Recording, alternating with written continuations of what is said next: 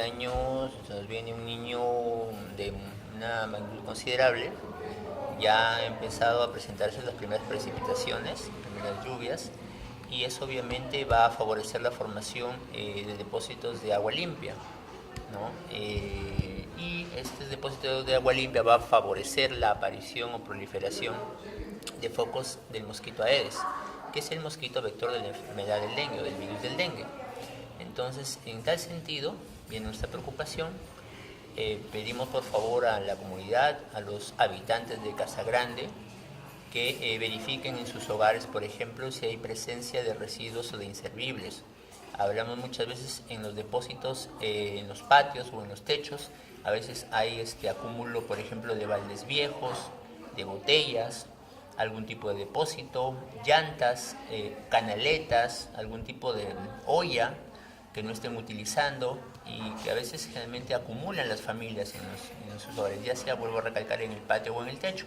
Cuando vienen las lluvias y ahí se almacena esta agua, va a favorecer la proliferación del mosquito. Entonces esos inservibles, lo adecuado, lo recomendable es eliminarlos, ¿no? Es eliminarlos de tal manera que así van a proteger la salud de su familia, ¿no? Van a evitar que aparezca el mosquito y que los pueda infectar con la enfermedad. En ese sentido, bueno, es importante la presión de la comunidad. Por el lado del ministerio se está manteniendo el tema del control herbario, se está viendo también el tema de la vigilancia de febriles. Si hay la aparición de algún caso nuevo, inmediatamente se está interviniendo en la zona cuando aparece algún caso nuevo para hacer plan de control herbario, como también se ha hecho los trabajos de nebulización, es decir, la fumigación para matar el insecto adulto. Entonces, desde ese punto de vista se está controlando la situación, pero necesitamos que el otro elemento, la comunidad, participe de manera activa a través de las recomendaciones que les estamos dando, ¿no? ¿Qué otra cuestión es importante? Si en algún momento aparece algún familiar que tenga los síntomas del dengue, los característicos que son fiebre, malestar del cuerpo, ya sea de articular o muscular, se aparece por ejemplo también junto con dolor de cabeza, como cefalea, o al terminar la fiebre rash, que es eritema o enrojecimiento en la piel junto con picazón, eso es lo más probable, es que se trate de un caso de dengue. Inmediatamente tiene que ser traído a un establecimiento de salud para ser evaluado, tomar las muestras correspondientes, diagnosticar por laboratorio si es un caso de dengue y poder recibir el tratamiento adecuado de manera oportuna. De seguir estas precipitaciones o que se hagan mucho más fuertes, ¿a cuánto incrementarían los casos de dengue o cuánto sería la posibilidad? Es difícil poder predecir una situación así, ¿no? Depende mucho, como te digo, de la participación de la comunidad. Una comunidad organizada, en una familia organizada, que por ejemplo evite el acúmulo de inservibles, definitivamente no va a sufrir de pacientes con dengue, no va a tener casos de dengue. Pero si la comunidad se descuida, si la comunidad no cuida su casa, si la comunidad mantiene una familia, por ejemplo, residuos inservibles que faciliten el acúmulo de agua limpia o cristalina, entonces definitivamente van a aparecer casos de dengue. Tomemos en cuenta lo siguiente: somos una comunidad grande, hablamos de más de 5.500 viviendas, solo como localidad en Casa Grande. Entonces, si comparamos por ejemplo con otras comunidades como Paijamo, como Ascope, que probablemente en el caso de Ascope han tenido menos viviendas pero han tenido más casos, imagínense lo que podría ocurrir en Casa Grande.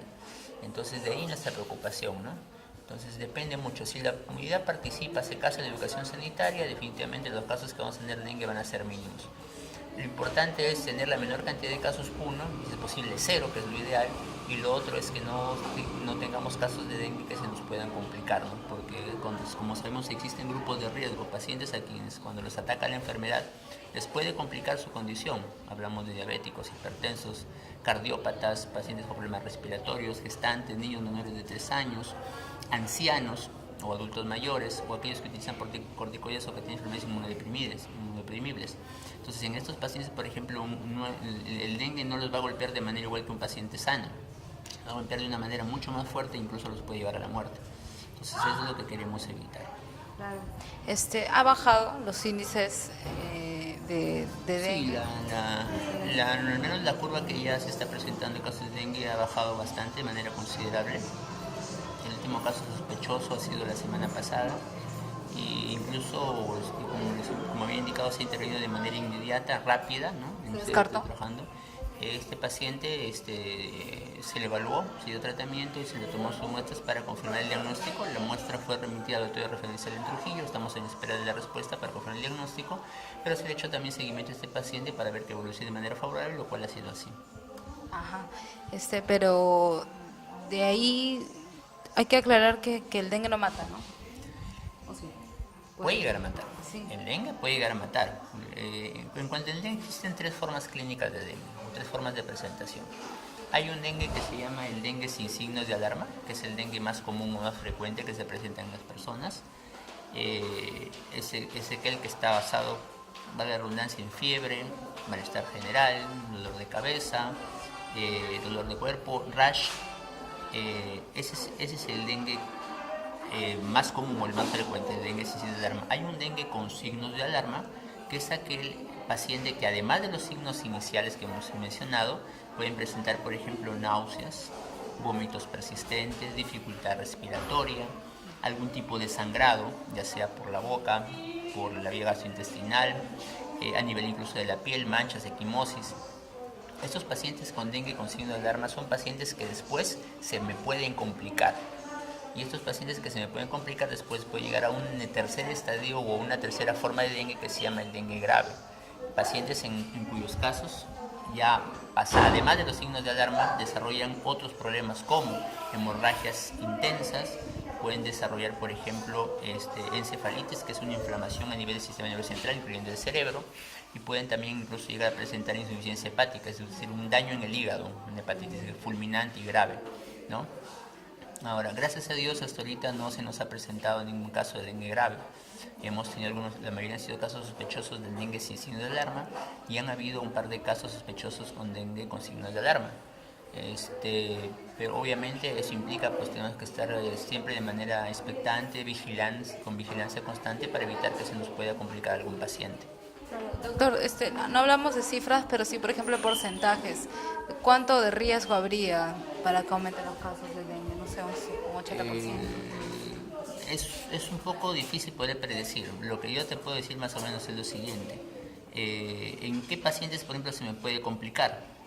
Si hablamos de qué pacientes se me puede complicar, en los grupos de riesgos que he mencionado. O sea, si tenemos, por ejemplo, una población donde tenemos mayores de 60 años, pues son los adultos mayores o los ancianos, ese grupo es un grupo con alta probabilidad de que se pueda complicar por dengue.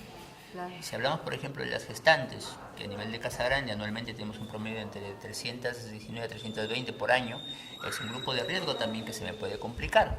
Si hablamos, por ejemplo, de niños menores de 3 años, que hablamos de una población más o menos de unos 3.500 personas, hablamos en un grupo de niños, son pacientes que con infectados de dengue se me pueden complicar. Si hablamos, por ejemplo, también de pacientes diabéticos, ¿no? Que en el caso de Casa Grande tenemos una gran casuística de pacientes diabéticos, tenemos una gran población de pacientes diabéticos, son pacientes también que se me pueden complicar, o pacientes con problemas respiratorios, los asmáticos, se me pueden complicar también, ¿no? Entonces, ahora, el riesgo está en función a que estos grupos de riesgo se puedan infectar con el virus.